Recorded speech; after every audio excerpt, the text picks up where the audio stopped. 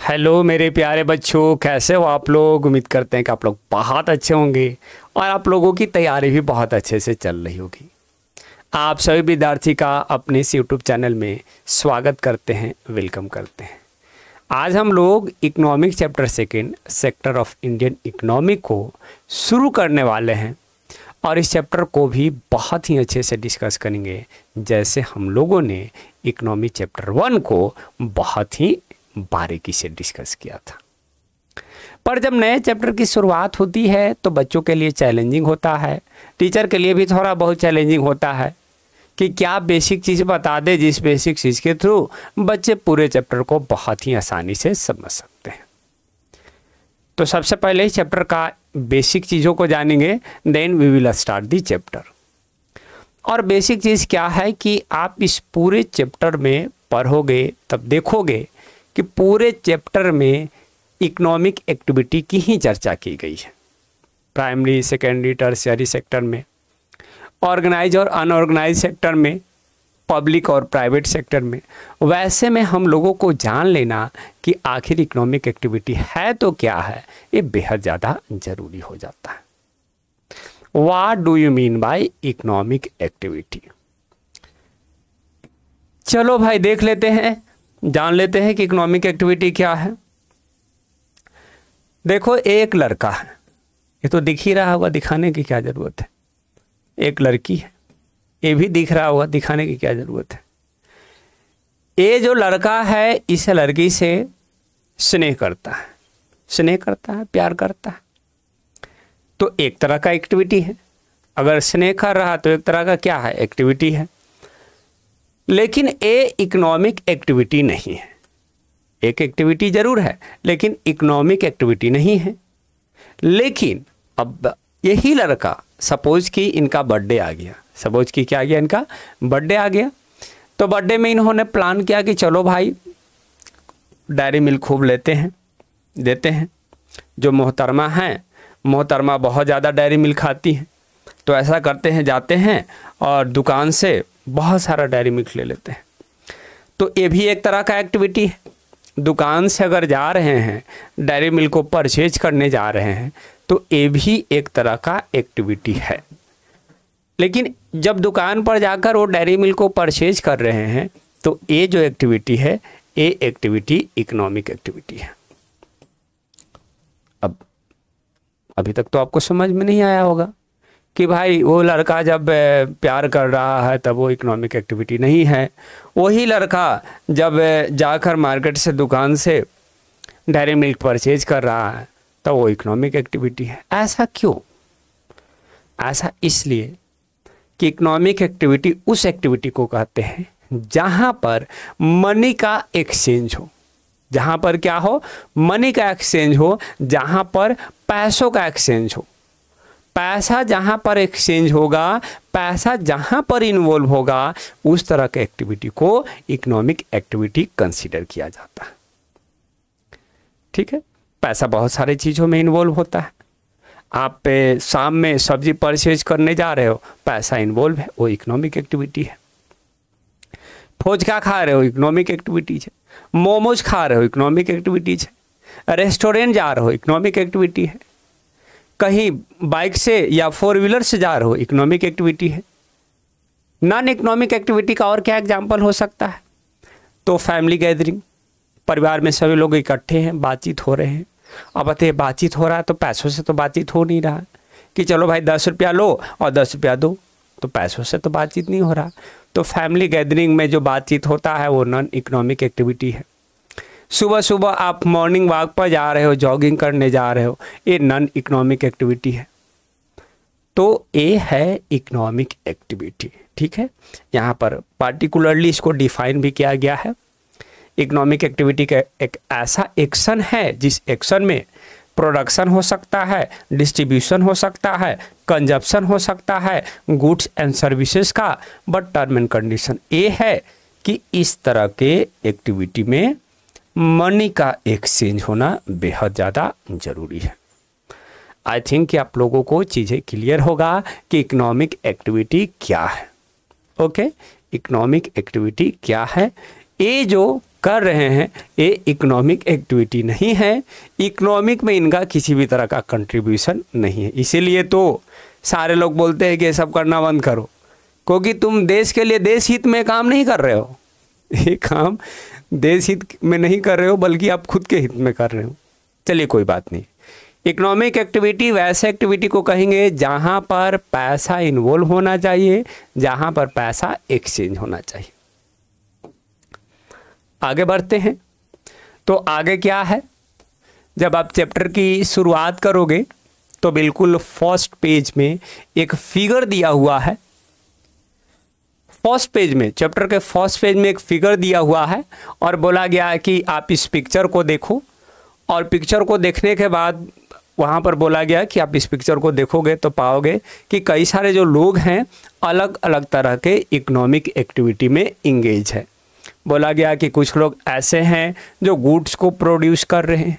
यहाँ पर आपको दिख रहा होगा कि एक जो पुरुष है ये क्या कर रहा है, मिट्टी से ईंट बना रहा है, मिट्टी से ईंट बना रहा है। इसका मतलब ये जो एक इकोनॉमिक एक्टिविटी है, इस इकोनॉमिक एक्टिविटी में गुड्स को प्रोड्यूस किया जा रहा है। यहाँ भी देखिए जो महिलाएं हैं, महिलाएं कॉटन ऊल को तोड़ने का काम कर रही हैं। कपास जो होता है ना, कॉटन ऊल को तोड़ने का काम कर रही हैं। तो यहाँ भी प्रोडक्शन हो रहा है। ये जो दो एक्टिविटी है, इस दो एक्टिविटी में सर्विसेज प्रोवाइड किया जा रहा है। यहाँ पर एक महिला कपड़ा सेल कर रही है एक दूसरे महिला को, तो ये जो महिला है सर्विस प्रोवाइड कर रही है, सर्विस दे रही है। ये महिला जो है इस महिला को सर्विस दे रही है। उसके बाद यहाँ पर आपको क्या देखने को मिलेगा, एक पुरुष है और एक पुरुष जो है वो क्या है, कुल्ली है। कुल्ली नंबर 1 नहीं है, एक कुल्ली नंबर 2 है। ये जो कुल्ली हैं ये क्या कर रहे हैं, बहुत सारा जो सामान है अपने सर पर रखे हुए हैं। मतलब ये भी पैसेंजर को कहीं ना कहीं सर्विस प्रोवाइड कर रहे हैं। ओके, यहाँ तक चीज़ें क्लियर है। आपने इस पिक्चर को देखा और इस पिक्चर को देखने के बाद आपने ये नोटिस किया कि यहाँ पर दो जो इमेज है, दो इमेज में गुड्स को प्रोड्यूस किया जा रहा है और बाकी जो दो इमेज है उस दो इमेज में सर्विसेज प्रोवाइड किया जा रहा है।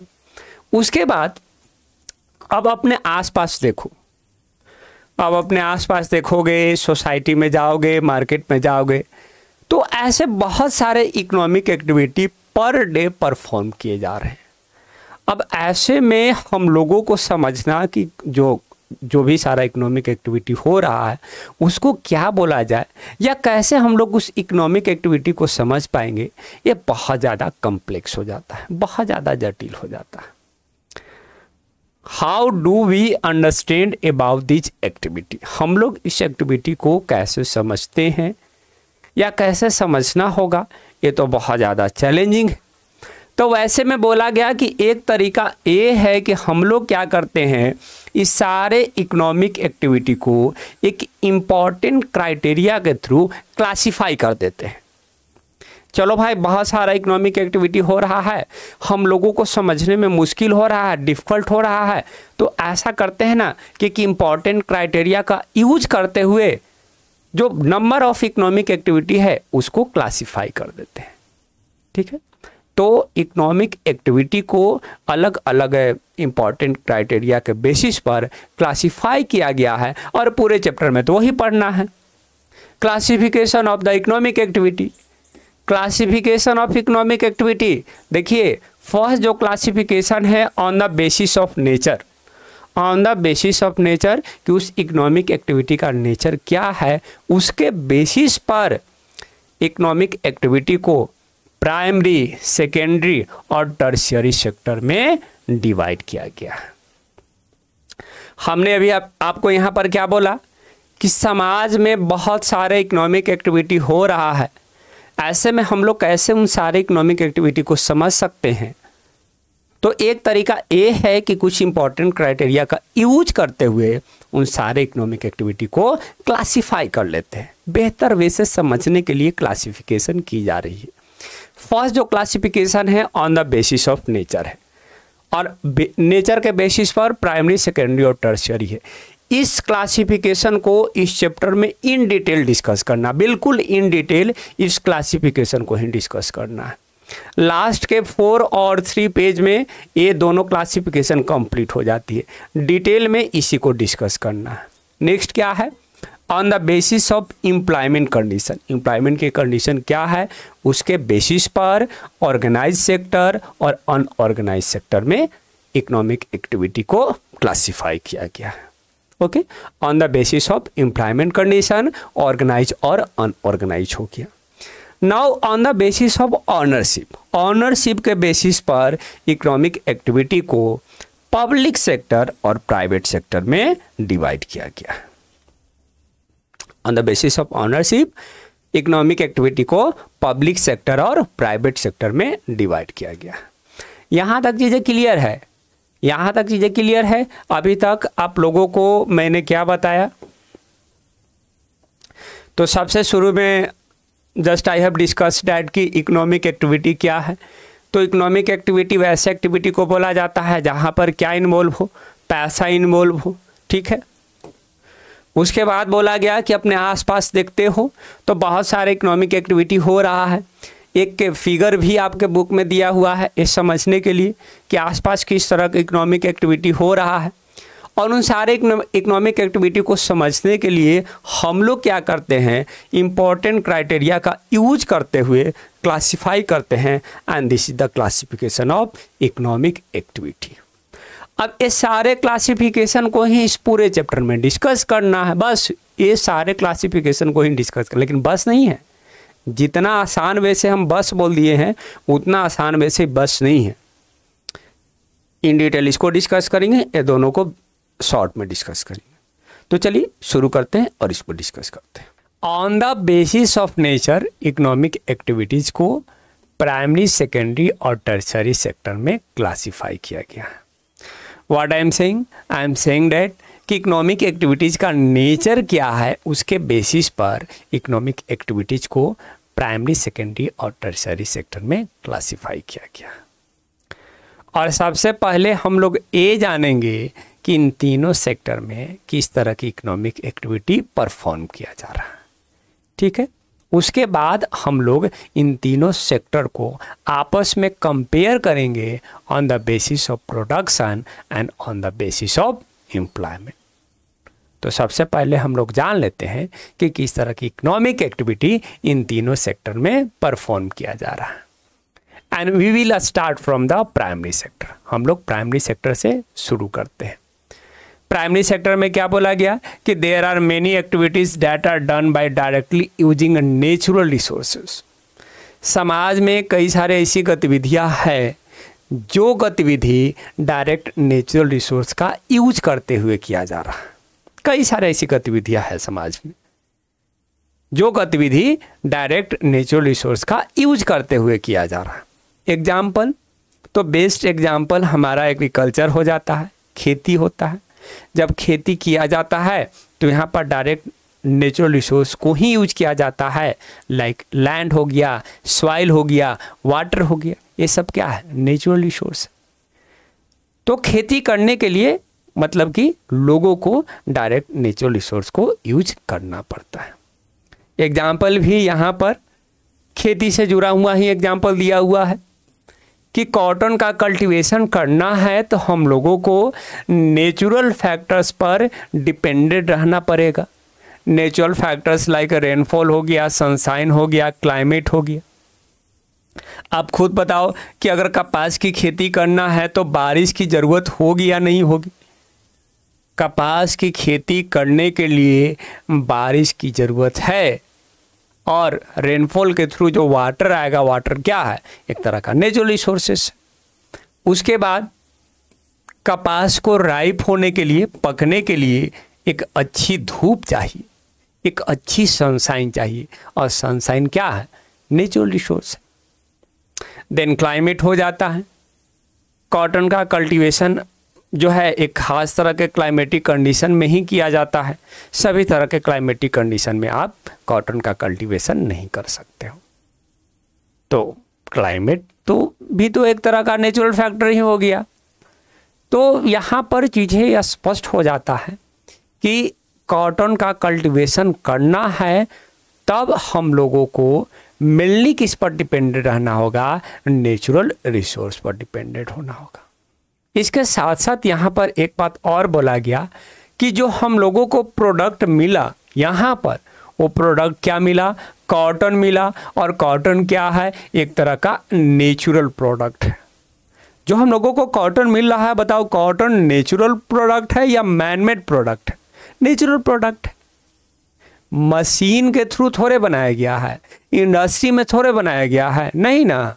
तो that's why it is a natural product, it is a natural product. ठीक है, हम लोग फर्स्ट एग्जाम्पल को देख लिए, सेकेंड एग्जाम्पल को देखते हैं।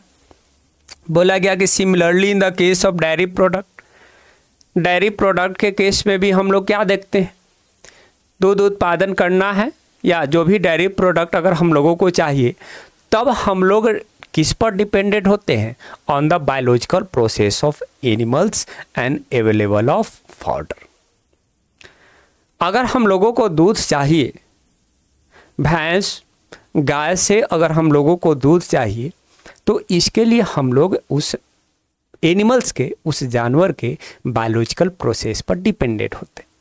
अब भैंस चाहेगी ही नहीं कि भाई दूध दे, तो फिर दूध कैसे मिलेगा?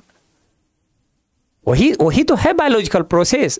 इसके साथ साथ अगर आपको गाय से दूध चाहिए, तब गाय को आपको क्या देना होगा, चारा देना होगा, फॉडर देना होगा। चारा खिलाओगे तभी तो जो है ऐसे कि गाय दूध देगी। और चारा क्या है, चारा एक नेचुरल रिसोर्स है। चारा क्या है, नेचुरल रिसोर्स। तो ये दोनों एग्जाम्पल है, ये क्लियर करता है कि कई सारे एक्टिविटी समाज में हो रहे हैं, जो एक्टिविटी डायरेक्ट नेचुरल रिसोर्स का यूज करते हुए किया जा रहा है। ओके, यहाँ तक चीज़ें क्लियर है। अब प्राइमरी सेक्टर में हो रहे इकोनॉमिक एक्टिविटी को एक लाइन में डिफाइन कर देते हैं। एक लाइन में प्राइमरी सेक्टर में हो रही इकोनॉमिक एक्टिविटी को डिफाइन कर देते हैं, और वो लाइन क्या है, when we produce a good by exploiting natural resource. जब हम लोग किसी भी वस्तु का प्रोडक्शन नेचुरल रिसोर्स को एक्सप्लॉइट करते हुए, नेचुरल रिसोर्स का यूज करते हुए करते हैं, तो वो जो इकोनॉमिक एक्टिविटी होता है, वो इकोनॉमिक एक्टिविटी किस सेक्टर में कंसीडर किया जाता है, प्राइमरी सेक्टर में कंसीडर किया जाता है। फिर से एक लाइन में प्राइमरी सेक्टर में हो रहे इकोनॉमिक एक्टिविटी को डिफाइन कर लीजिए, और वो एक लाइन क्या है कि जब हम लोग किसी भी वस्तु का उत्पादन नेचुरल रिसोर्स को यूज करते हुए करते हैं, तो वो जो इकोनॉमिक एक्टिविटी होता है प्राइमरी सेक्टर में कंसीडर किया जाता है। प्राइमरी सेक्टर में हो रही इकोनॉमिक एक्टिविटी का एग्जाम्पल क्या है, तो एग्जाम्पल आपका एग्रीकल्चर हो गया, एग्जाम्पल एग्रीकल्चर हो गया, डायरी फार्मिंग हो गया, दूध उत्पादन हो गया, फिशिंग हो गया, मत्स्य पालन हो गया, मछली को पालते हैं लोग, उसके बाद फॉरेस्ट्री हो गया। These are the example of primary sector, these are the example of primary sector, primary sector के एग्जाम्पल है। उसके साथ साथ यहाँ पर आप क्या देख रहे हो कि एग्रीकल्चर का रोल बहुत ज़्यादा है। प्राइमरी सेक्टर में एग्रीकल्चर का रोल बहुत ज़्यादा है। एक कारण है कि प्राइमरी सेक्टर को एक और नाम से जानते हैं, और वो एक और नाम क्या है, एग्रीकल्चरल सेक्टर बोल लीजिए, otherwise agriculture and related sector बोल लीजिए। Primary sector is also known as agricultural sector, primary sector is also known as agricultural sector. Primary sector crystal clear है? अगर क्रिस्टल क्लियर है तो कमेंट कीजिए कि क्रिस्टल क्लियर है। आगे बढ़ते हैं, सेकेंडरी सेक्टर को डिस्कस करते हैं, और फिर टर्शियरी को करेंगे, और फिर एक बार ओवरव्यू कर लेंगे। देखिए, what are the economic activity that we are going to be perform in the secondary sector. तो हेयर इट इज सेड कि it covers activities in which natural products are change into other forms through the ways of manufacturing. इसमें उस तरह के economic activity को consider किया गया है जिसमें जो नेचुरल प्रोडक्ट, प्राइमरी सेक्टर से जो नेचुरल प्रोडक्ट हम लोगों को मिलता है, उस नेचुरल प्रोडक्ट को हम लोग क्या करेंगे कि लेकर चले जाएंगे इंडस्ट्री में, अदरवाइज फैक्ट्री में लेकर चले जाएंगे। अभी मिला ना नेचुरल प्रोडक्ट, कॉटन मिला, कपास मिला। अब उस कपास को क्या करेंगे, लेकर चले जाएंगे फैक्ट्री में। फैक्ट्री में लेकर गए और सबसे पहले हम लोगों ने कॉटन फाइबर का यूज करते हुए उसको स्पिन कर लिए और स्पिन कर कर धागा बना लिए।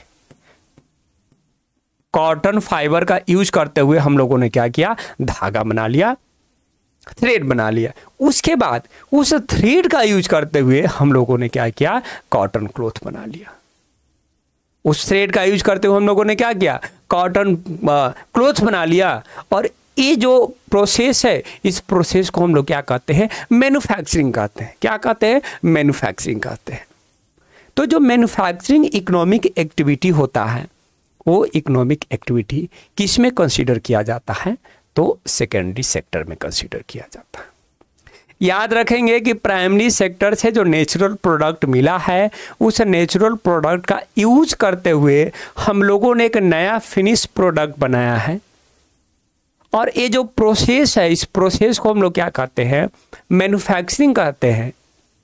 इस इकोनॉमिक एक्टिविटी को हम लोग क्या कहते हैं, मैन्युफैक्चरिंग कहते हैं। और ये जो मैन्युफैक्चरिंग इकोनॉमिक एक्टिविटी है, that will be consider under secondary sector. That will be consider under secondary sector. 100 बात का एक बात आप याद रखिए कि जो मैन्युफैक्चरिंग इकोनॉमिक एक्टिविटी है, that will be under secondary sector. उसके बाद क्या बोला गया कि ये जो सेक्टर है, ये जो सेकेंडरी सेक्टर है, इस सेक्टर में आपको डिफरेंट टाइप ऑफ इंडस्ट्री देखने को मिलेगा, वेराइटी ऑफ इंडस्ट्री देखने को मिलेगा। कई तरह के इंडस्ट्री देखने को मिल जाएगा। सूती वस्त्र उद्योग हो गया, आयरन एंड स्टील इंडस्ट्री हो जाते हैं। तो आपको इस सेक्टर में कई सारे इंडस्ट्री देखने को मिल जाते हैं। That's why it is also known as industrial sector. That's why it is also known as industrial sector. जो तीनों सेक्टर हैं, तीनों सेक्टर का एक और नाम है, और जो दूसरा नाम है, दूसरे नाम को भी याद रखना है। Primary sector is also known as agriculture sector, secondary sector is also known as industrial sector, क्योंकि यहाँ पर कई सारे इंडस्ट्री लगे हुए रहते हैं, सेटअप रहता है। That's why it is also called industrial sector. Okay, यहाँ तक चीजें क्लियर है? यहाँ तक चीजें क्लियर है, तब हम लोग टर्शियरी सेक्टर की ओर मूव करते हैं।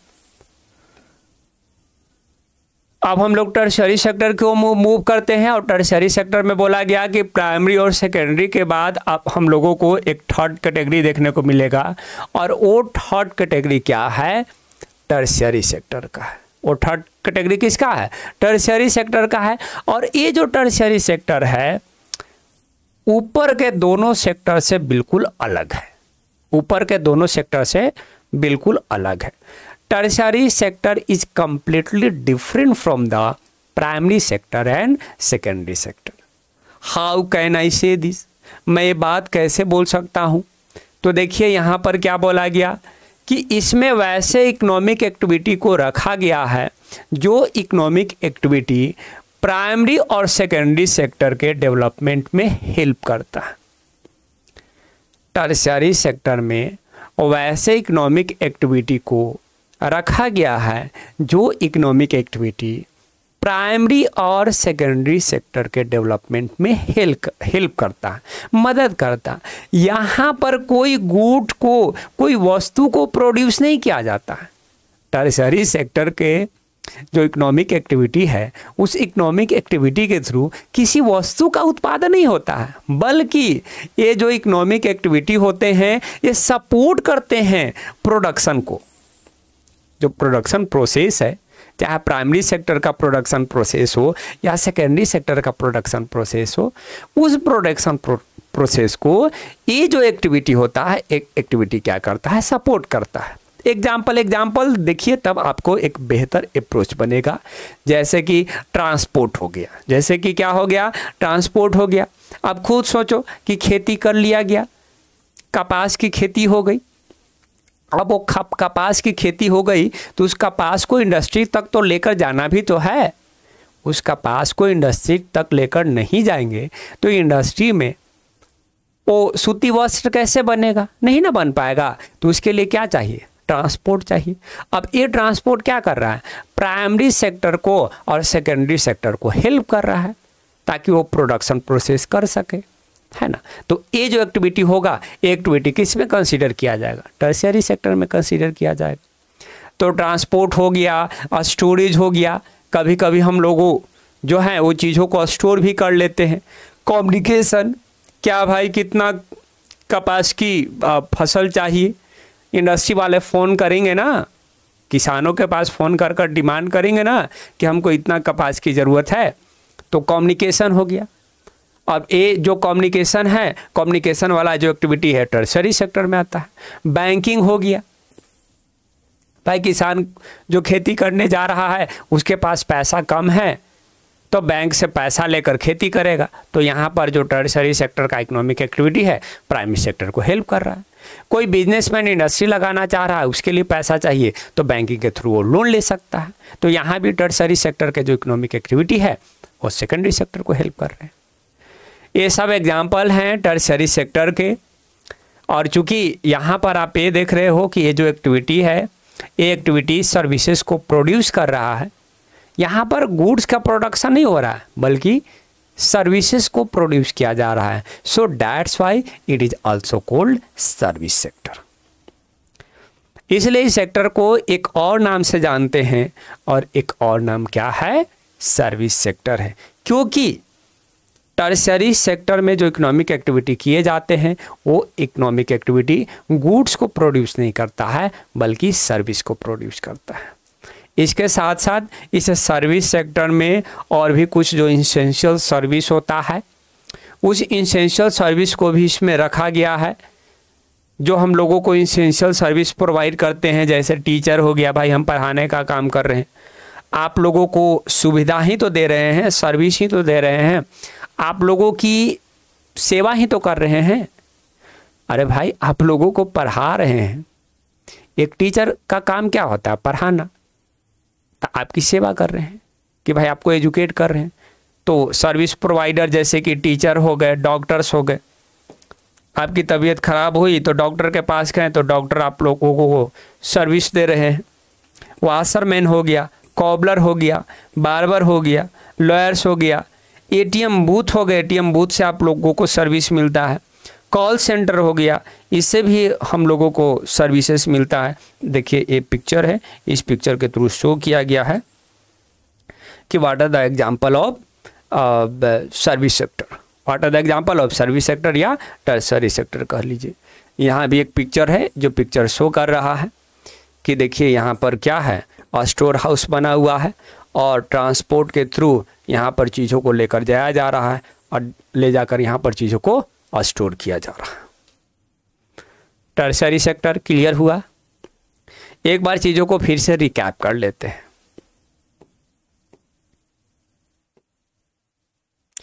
देखिए प्राइमरी सेक्टर में किस तरह के इकोनॉमिक एक्टिविटी आते हैं, तो प्राइमरी सेक्टर में वैसे इकोनॉमिक एक्टिविटी आते हैं जो डायरेक्ट नेचुरल रिसोर्स का यूज करते हुए किया जाता है, जहाँ पर डायरेक्ट नेचुरल रिसोर्स को एक्सप्लॉइट किया जाता है। खेती हो गया, डेयरी फार्मिंग हो गया, फिशिंग हो गया और फॉरेस्ट्री हो गया। ठीक, यहाँ से जो नेचुरल प्रोडक्ट मिला उस नेचुरल प्रोडक्ट को इंडस्ट्री में लेकर गए और मैन्युफैक्चरिंग के थ्रू एक नया फिनिश प्रोडक्ट बना दिए। और जो मैन्युफैक्चरिंग इकोनॉमिक एक्टिविटी हुआ वो किस में कंसीडर किया जाता है, सेकेंडरी सेक्टर में कंसीडर किया जाता है। उसको सेकेंडरी सेक्टर में कंसीडर कर लिए। ठीक है, सेकेंडरी सेक्टर भी क्लियर हो गया। अब टर्शरी सेक्टर की बारी आती है, तो टर्शरी सेक्टर में बोला गया कि यहाँ पर किसी वस्तु का प्रोडक्शन नहीं होता है, बल्कि यहाँ पर जो इकोनॉमिक एक्टिविटी होता है प्राइमरी और सेकेंडरी सेक्टर को डेवलप करने में हेल्प करता है ना। Transport, storage, communication, banking and trade, these are the example of tertiary sector. That's it. यहाँ तक चीज़ें क्लियर है, यहाँ तक चीज़ें क्लियर है। तो आगे देखते हैं आगे क्या है। देखिए आगे एक क्वेश्चन है जो क्वेश्चन अमूमन बोर्ड में पूछ दिया जाता है। क्या है क्वेश्चन? क्वेश्चन ये है कि economic activities that are group into 3 different categories are highly interdependent. अभी अभी हम लोगों ने इकोनॉमिक एक्टिविटी को 3 डिफरेंट कैटेगरी में क्लासिफाई किया है। वो 3 different category primary sector, secondary sector और टर्शियरी सेक्टर है। यहाँ पर ये बोला गया कि ये जो तीनों सेक्टर हैं आपस में डिपेंडेंट है, आपस में क्या है, डिपेंडेंट है। इस स्टेटमेंट को एनालाइज करना है, आपको बताना है कि कैसे इन तीनों सेक्टर आपस में डिपेंडेंट है। ठीक है, तो आप आंसर क्या करोगे कि ये जो तीनों सेक्टर है आपस में इंटरडिपेंडेंट है in the flowing ways and these are the flowing ways. First point क्या लिखोगे कि primary sectors make the possible of extraction of natural resources like iron.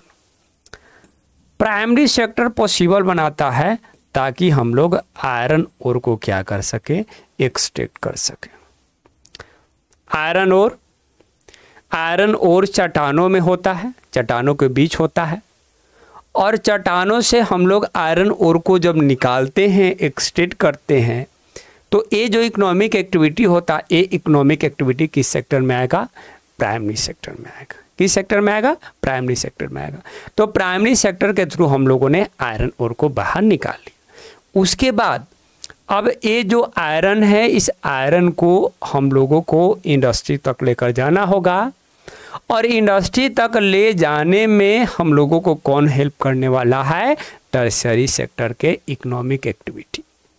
Transport facility हम लोगों को हेल्प करेगा प्राइमरी सेक्टर के प्रोडक्ट को सेकेंडरी सेक्टर के इंडस्ट्री तक ले जाने में। तो यहाँ पर टर्शियरी सेक्टर इन दोनों सेक्टर को हेल्प किया ताकि वो प्रोडक्शन प्रोसेस को कर सके। इसके साथ साथ बोला गया कि जब एक्सट्रैक्शन प्रोसेस हो रहा था, उस एक्सट्रैक्शन के प्रोसेस में टर्शियरी सेक्टर ने फाइनेंसिंग के थ्रू और इंफॉर्मेशन टेक्नोलॉजी के थ्रू भी हेल्प किया था। एक्सट्रैक्शन के प्रोसेस में भी हेल्प किया, और एक्सट्रैक्शन के बाद जो प्रोडक्ट निकला उसको सेकेंडरी सेक्टर तक पहुंचाने में भी हेल्प किया। ठीक, ये तो चीज़ें क्लियर हो गई। अब है कि सेकेंडरी सेक्टर प्राइमरी सेक्टर को कैसे हेल्प कर रहा है, और सेकेंडरी सेक्टर टर्शियरी सेक्टर को कैसे हेल्प कर रहा है। तो सेकेंडरी सेक्टर प्राइमरी सेक्टर को इस तरह से हेल्प कर रहा है कि प्राइमरी सेक्टर में जो एक्सट्रैक्शन किया जा रहा था, जिस मशीन का यूज करते हुए, वो मशीन कहाँ बना है, सेकेंडरी सेक्टर में बना है। वो मशीन कहाँ बना है, सेकेंडरी सेक्टर में। इसके साथ साथ टर्शियरी सेक्टर के थ्रू हम लोगों ने जिस ट्रांसपोर्टेशन का हेल्प लिया था, वो ट्रांसपोर्टेशन, वो जो व्हीकल है, ट्रक हो गया या जो भी हो गया, वो भी कहाँ पर बना है, सेकेंडरी सेक्टर में बना है। तो इस तरह से सेकेंडरी सेक्टर इन दोनों सेक्टर को हेल्प कर रहा है। अब प्राइमरी सेक्टर है तो प्राइमरी सेक्टर सेकेंडरी सेक्टर को कैसे हेल्प कराते, तो क्लियर है, क्योंकि नेचुरल प्रोडक्ट ही प्रोवाइड करता है। ये टर्शियरी सेक्टर को कैसे हेल्प करता है, तो जो टर्शियरी सेक्टर में लोग सर्विसेज प्रोवाइड कर रहे हैं, तो वो लोगों के पास एनर्जी रहेगा तभी तो सर्विस प्रोवाइड कर पाएंगे। तो फूड क्रॉप को प्रोवाइड करने का काम प्राइमरी सेक्टर टर्शियरी सेक्टर में काम कर रहे हैं लोगों को करता है। तो इस तरह से आप ये देख रहे हो कि तीनों सेक्टर आपस में इंटरडिपेंडेंट हैं, और तीनों सेक्टर आपस में अच्छे से मिलजुल कर काम करते हैं, तब जाकर पूरे इकोनॉमी का ग्रोथ हो पाता है। अदरवाइज पूरे इकोनॉमी का ग्रोथ बहुत अच्छे से नहीं हो पाएगा। ठीक, यहाँ पर जो तीनों सेक्टर का जो इकोनॉमिक एक्टिविटी था वो कंप्लीट हो जाता है। इसके साथ साथ तीनों सेक्टर आपस में कैसे इंटरडिपेंडेंट है वो भी कंप्लीट हो जाता है। नेक्स्ट पार्ट का वेट कीजिए, नेक्स्ट पार्ट में आगे के टॉपिक को डिस्कस करेंगे।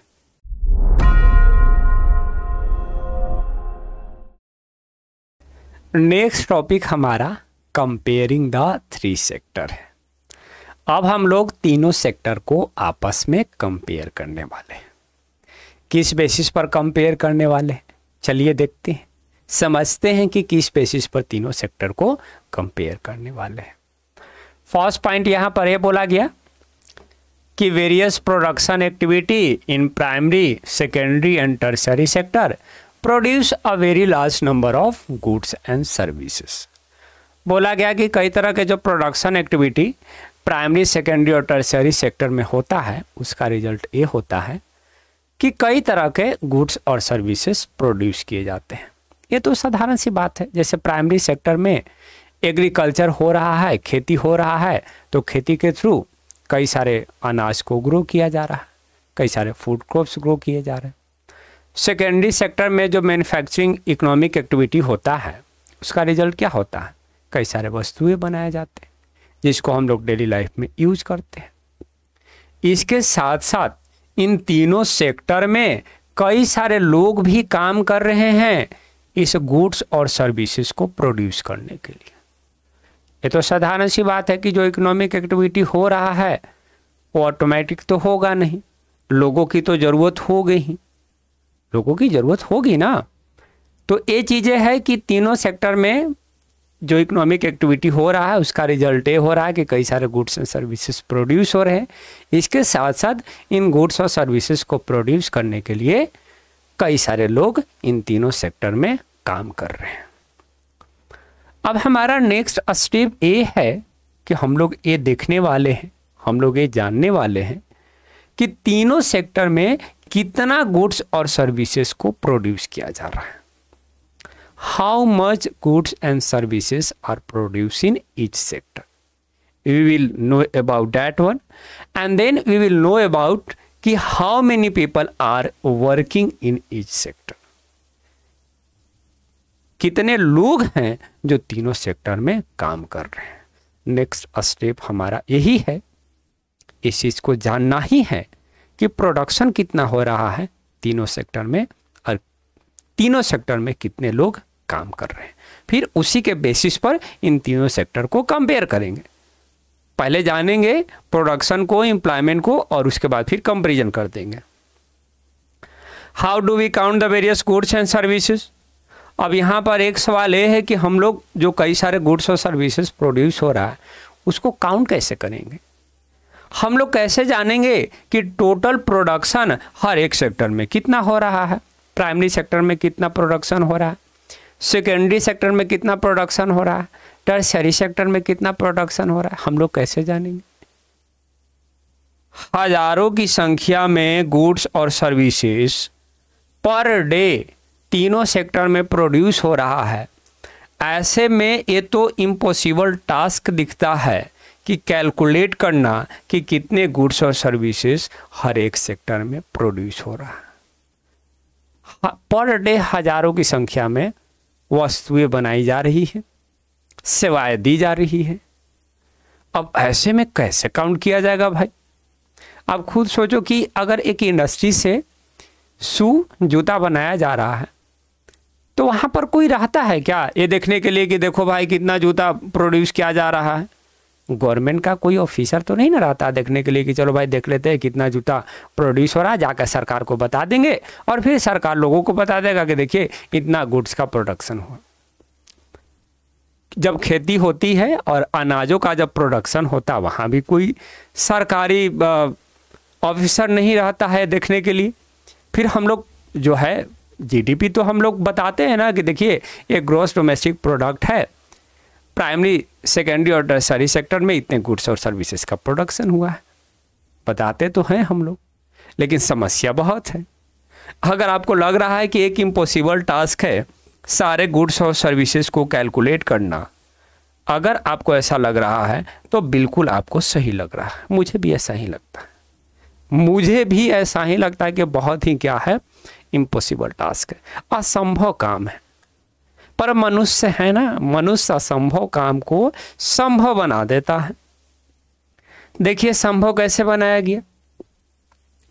हम लोग कैसे टोटल प्रोडक्शन को जान पाते हैं तीनों सेक्टर में, उस चीज को यहाँ पर डिस्क्राइब किया गया है। फर्स्ट है और सेकंड है, फर्स्ट पॉइंट है और सेकंड पॉइंट है।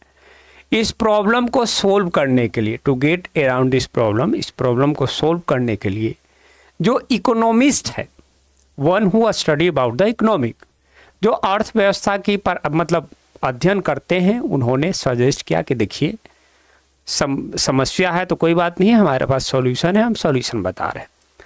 इकोनॉमिस्ट ने सजेस्ट किया कि हम लोग क्या करेंगे, गुड्स और सर्विसेज के वैल्यू को जोड़ेंगे। हम लोग जो गुड्स और सर्विसेज प्रोड्यूस हो रहा है उसके वैल्यू को जोड़ेंगे, ना कि एक्चुअल नंबर को। Primary sector, secondary sector, tertiary sector में कितने गुड्स और सर्विसेज प्रोड्यूस हो रहे हैं, उसके एक्चुअल नंबर को नहीं जोड़ेंगे, बल्कि उसकी वैल्यू क्या है उसके वैल्यू को जोड़ेंगे, उसके वैल्यू को जोड़ेंगे। देखिए एक एग्जाम्पल दिया गया कि कैसे उसके वैल्यू को जोड़ा जाएगा। सपोज कि 10,000 kg ऑफ व्हीट, 10,000 किलो जो गेहूं है, गेहूं को सेल किया जा रहा है एट द रेट ऑफ ₹8 पर kg, 8 रुपये पर किलो के हिसाब से 10 किलो गेहूं को अगर सेल किया जा रहा है तो अब बताइए कि व्हीट की वैल्यू कितना हो जाएगा, 80,000 हो जाएगा, 80,000 हो जाएगा। अब यहाँ पर ये बताइए कि गेहूं के एक्चुअल नंबर को हम लोग यूज कर रहे हैं या गेहूं के वैल्यू को जोड़ रहे हैं, वैल्यू को जोड़ रहे हैं। इकोनॉमिस्ट ने कहा कि अगर टोटल प्रोडक्शन को फाइंड आउट करना है तो जो गुड्स और सर्विसेज प्रोड्यूस हो रहा है उसके नंबर को जोड़ने के बजाय उसके वैल्यू को जोड़ने का काम करेंगे।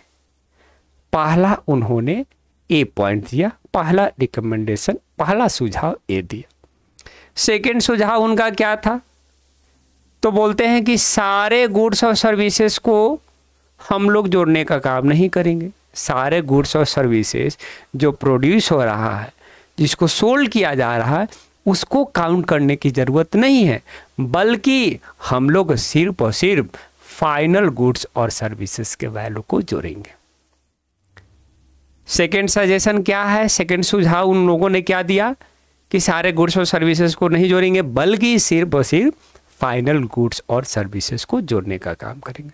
अब फाइनल गुड्स और सर्विसेज क्या है, what do you mean by final goods and services.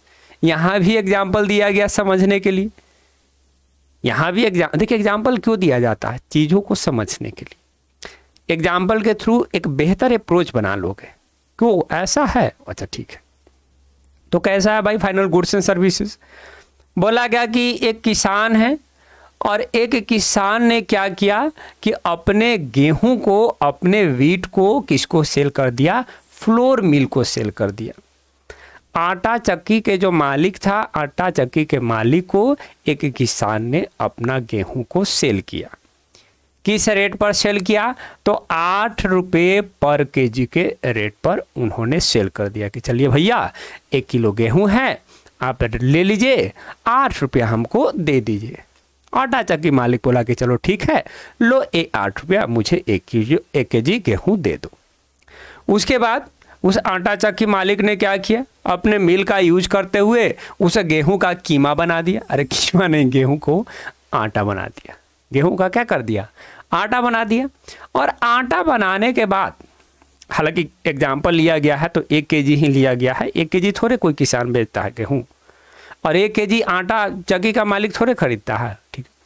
फिर उसने क्या किया कि उस आटा को एक बिस्किट कंपनी को सेल कर दिया। बोला कि चलो भाई अब आटा तो बना दिए, अब इसको क्या करेंगे, अब कहिएगा कि सर खा लेगा, नहीं यहाँ खाना नहीं है, एग्जाम्पल चूँकि दूसरे पर्सपेक्टिव में लेना है, तो इसलिए उसको आटा को खिलवाना नहीं है, बल्कि उसको बिस्किट कंपनी को सेल करवाना। फिर उसने क्या किया कि बिस्किट कंपनी को सेल किया, और जब उन्होंने आटा को सेल किया तो किस रेट पर सेल किया, ₹10 पर केजी, 10 रुपये पर केजी के बेसिस पर उन्होंने आटा को सेल कर दिया। उसके बाद बिस्कुट कंपनी भाई खरीद लिया। खरीदने के बाद उसने क्या किया, 1 केजी आटा का बिस्किट के 4 पैकेट को बनाया कि चलो भाई 1 केजी आटा मिला है, बिस्किट के पैकेट को बनाते हैं। और टोटल कितने पैकेट बने, 4 पैकेट बने। टोटल 4 पैकेट वो बनाते हैं। बनाने के बाद उस बिस्किट को क्या करेंगे, मार्केट में सेल कर दिए। यहाँ पर जो कंज्यूमर था, कंज्यूमर ने 60 रुपये पर पैकेट के बेसिस पर 4 पैकेट को परचेज कर लिया। और ये जो बिस्कुट है जो कंज्यूमर तक पहुँचा है, जो उपभोक्ता तक पहुँचा है, ये बिस्किट ही क्या है, फाइनल गुड्स। अब फाइनल गुड्स क्या है, फिर से चीज़ों को क्लियर करते हैं। फाइनल गुड्स वो गुड्स है, वो वस्तु है जो कंज्यूमर तक पहुंचता है, जो उपभोक्ता तक पहुंचता है। उपभोक्ता उस वस्तु को क्या करता है, उपभोग करता है। आप बिस्किट मार्केट से खरीद लिए तो आप क्या करिएगा, खा जाइएगा। अरे आप खा ही जाइएगा ना। तो ये बिस्किट क्या है, फाइनल गुड है। मैगी खरीद रहे हो और खरीद कर जो है 2 मिनट में मैगी बनाकर खा ले रहे हो, तो ये मैगी क्या है, फाइनल गुड है। ये मैगी क्या है, फाइनल गुड है। तो फाइनल गुड वैसे गुड्स को कहते हैं जो कंज्यूमर तक पहुंचता है। अब यहाँ पर सवाल ये है कि हम लोग सिर्फ और सिर्फ फाइनल गुड्स और सर्विसेज के वैल्यू को ही क्यों काउंट करते हैं। बाकी जो गुड्स हुए जिसको इंटरमीडिएट गुड्स बोला गया है, इंटरमीडिएट गुड में गेहूं और आटा है, तो इंटरमीडिएट गुड्स की वैल्यू को हम लोग काउंट क्यों नहीं करते हैं। हम लोग सिर्फ फाइनल गुड्स और सर्विसेज की वैल्यू को काउंट क्यों करते हैं। तो यहाँ पर ये बोला गया कि जो फाइनल गुड्स जो कंज्यूमर तक पहुँचा है, उस फाइनल गुड्स में इंटरमीडिएट गुड्स की वैल्यू इंक्लूडेड है। जो इंटरमीडिएट गुड्स जैसे कि वीट और वीट फ्लोर हो गया, गेहूं और आटा हो गया। किसान ने क्या किया था, गेहूं को आटा चक्की मालिक को सेल किया था। आटा चक्की मालिक ने गेहूं को आटा में कन्वर्ट कर बिस्किट कंपनी को सेल किया। फिर बिस्किट कंपनी ने बिस्किट बनाकर लोगों को सेल कर दिया। तो जो बिस्कुट आया है, उस बिस्कुट में जो इंटरमीडिएट गुड्स गेहूं और आटा है, उसकी वैल्यू पहले से क्या है, इंक्लूडेड है। उसकी वैल्यू पहले से क्या है, इंक्लूडेड है। इसलिए हम लोग इंटरमीडिएट गुड्स और सर्विसेज की वैल्यू को जोड़ने का काम नहीं करते हैं, बल्कि हम लोग सिर्फ और सिर्फ फाइनल गुड्स और सर्विसेज के वैल्यू को जोड़ते हैं। ठीक है, यहाँ तक चीजें क्लियर है। अब हम लोगों को पता चल चुका है कि कैसे हम लोग टोटल प्रोडक्शन ऑफ गुड्स और सर्विसेज को जान सकते हैं हर एक सेक्टर में। हम लोग अब फाइंड आउट कर लेंगे ना, हम लोग तो अब कैलकुलेट कर लेंगे कि टोटल प्रोडक्शन गुड्स और सर्विसेज का प्राइमरी सेक्टर में कितना है, सेकेंडरी सेक्टर में कितना है और टर्शरी सेक्टर में कितना है। आज अब तीनों को आपस में जोड़ दीजिएगा तो वही क्या निकल जाता है, जीडीपी, ग्रोस डोमेस्टिक प्रोडक्ट। देखिए ग्रोस डोमेस्टिक प्रोडक्ट क्या है, value of final goods and services produce in each sector during a particular year provides the total production of each for that year.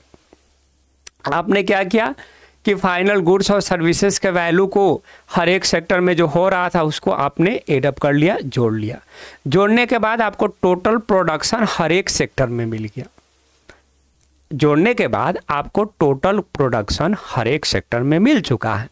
अब इन तीनों सेक्टर में जो goods और services का production हो रहा है उसको आपस में जोड़ देना, उसको आपस में जोड़ देना, और आपस में जोड़ने के बाद जो टोटल प्रोडक्शन मिलेगा उस टोटल प्रोडक्शन को आप क्या कहते हो, ग्रोस डोमेस्टिक प्रोडक्ट कहते हो। एक देश का जीडीपी हो जाता है, एक देश का क्या हो जाता है, जीडीपी हो जाता है। अभी करेंट में आप चेक कर सकते हो कि इंडिया की जीडीपी रैंक क्या है। इंडिया की जीडीपी रैंक 4th है। करेंट में भारत की 4th जीडीपी रैंक है, ठीक है ना। हम लोग 3rd नंबर की ओर बढ़ रहे हैं। नंबर 1 पर यूएसए है। यूएसए का जीडीपी जो है पूरे ऑल ओवर वर्ल्ड सबसे ज़्यादा है, पर हम लोगों का भी 4th रैंक है। तो ये हम लोगों के लिए भी अच्छी बात है भाई कि हम लोगों की जीडीपी का रैंक 4th है। ओके, अब देखिए it is the value of all final goods and services. GDP को फिर से एक लाइन में डिफाइन किया गया कि it is the value of all final goods and services produce with in a country. एक कंट्री के अंदर में जो हो रहा है ड्यूरिंग अ पार्टिकुलर ईयर, एक साल के अंदर हो रहा है, एक साल के अंदर हो रहा है। That is known as GDP, that is known as GDP, है ना। Total production of goods and services in primary sector plus total production of goods and services in secondary sector plus total production of goods and services in tertiary sector, that goes to the GDP, gross domestic product, gross domestic product। अब ये जो बहुत बड़ा task है, impossible task जो हम लोगों को शुरू में दिख रहा था, अब ये पॉसिबल टास्क हो गया है। और इस पॉसिबल टास्क जो है किसके अंडर में होता है, तो that is going to be done by the central government ministry. ये सेंट्रल गवर्नमेंट मिनिस्ट्री के अंडर में एक काम किया जाता है कैलकुलेशन का। ये जो सेंट्रल गवर्नमेंट मिनिस्ट्री होता है और स्टेट गवर्नमेंट डिपार्टमेंट का भी हेल्प लेता है, और हेल्प लेते हुए जीडीपी को कैलकुलेट करता है, जीडीपी को फाइंड आउट करता है। Okay, that's it. यहाँ तक चीज़ें क्लियर है? यहाँ तक आप लोगों को चीज़ें क्लियर होगा तो बुक में देखिए नेक्स्ट टॉपिक क्या है, historical change in sector. Historical change in sector, ये जो 3 सेक्टर है, इन तीनों सेक्टर में हिस्टोरिकल चेंज क्या होता है?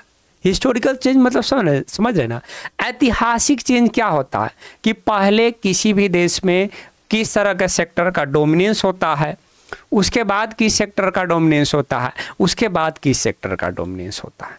इसी को हम लोग क्या कहते हैं, हिस्टोरिकल चेंज। इसी को हम लोग क्या कहते हैं, हिस्टोरिकल चेंज।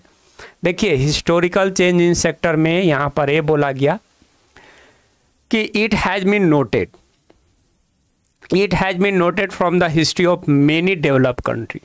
आज के समय में बहुत सारे जो विकसित देश हैं, विकसित देश में अमेरिका है, तो विकसित देश का जब स्टडी किया गया, विकसित देश को जब बहुत अच्छे से बारीकी से समझा गया, तो वहाँ पर ये देखा गया कि जो आज के समय में जो डेवलप कंट्री है, जब इनका डेवलपमेंट का इनिशियल स्टेज था, शुरुआती दौर था, तो शुरुआती दौर में प्राइमरी सेक्टर जो था वो मोस्ट इम्पॉर्टेंट सेक्टर था।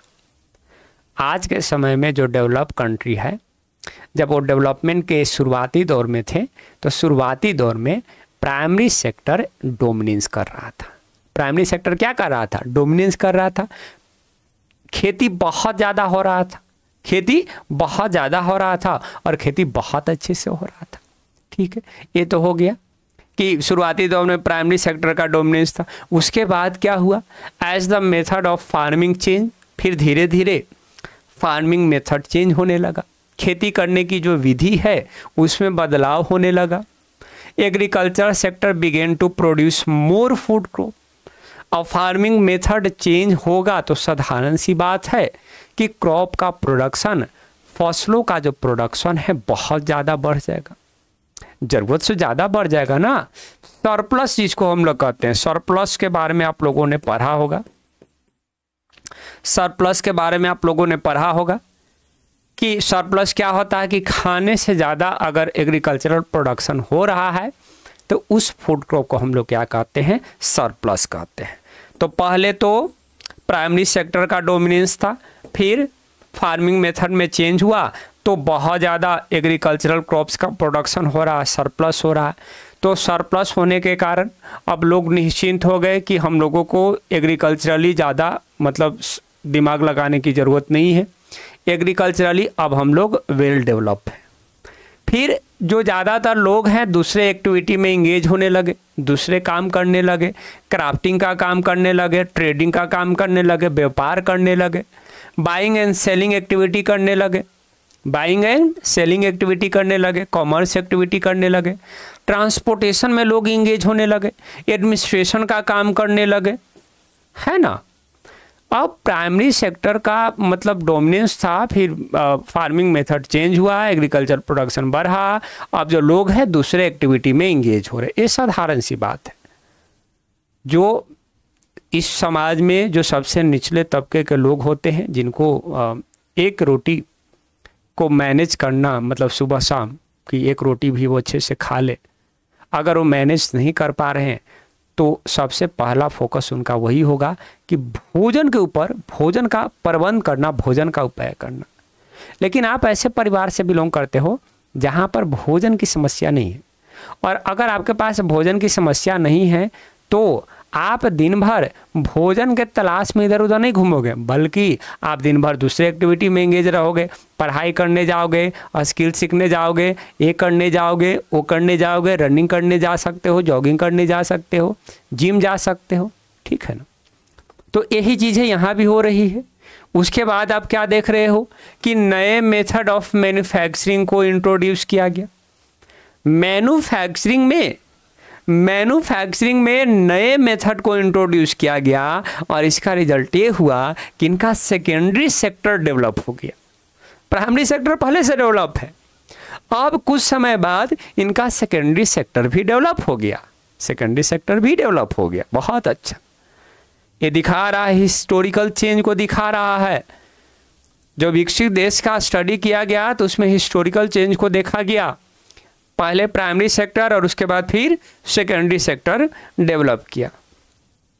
लेकिन पिछले 100 साल के इतिहास को अगर आप देखते हो तो एक फर्दर शिफ्टमेंट आपको देखने को मिलेगा कि सेकेंडरी सेक्टर से अब वो देश जो है किस ओर मूव कर गए हैं, टर्शियरी सेक्टर की ओर मूव कर गए हैं।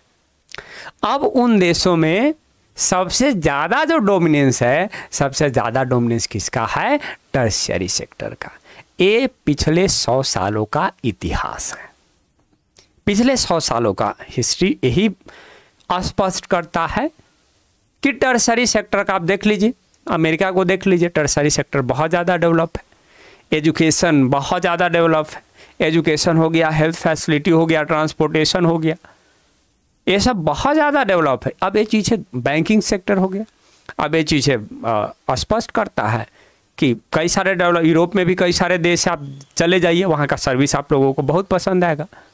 कभी मौका मिले तो जाइए आप अमेरिका, यूरोप जाइए, वहाँ के सर्विस को आप जो है सकी गेन कर देखिए, वहाँ का सर्विस लीजिए, सेवा लीजिए, बहुत आनंद मिलेगा, क्योंकि उनका टर्शियरी सेक्टर डेवलप है। The service sector has become the most prominent in terms of total production, और इसका रिजल्ट ये हुआ कि टोटल प्रोडक्शन के भी पॉइंट ऑफ व्यू से देखिएगा तो टर्शियरी सेक्टर का डोमिनेंस है, टर्शियरी सेक्टर का डोमिनेंस है। ठीक है, यहाँ तक कीजिए स्पष्ट। अब हम लोगों को टोटल प्रोडक्शन पता चल चुका है तीनों सेक्टर में, हिस्टोरिकल चेंज भी पता चल चुका है, और हिस्टोरिकल चेंज यही स्पष्ट कर रहा है कि आज के समय में जो है कि टर्शियरी सेक्टर का बहुत ज़्यादा डोमिनेंस है। अब हम लोग तीनों सेक्टर को कंपेयर करेंगे।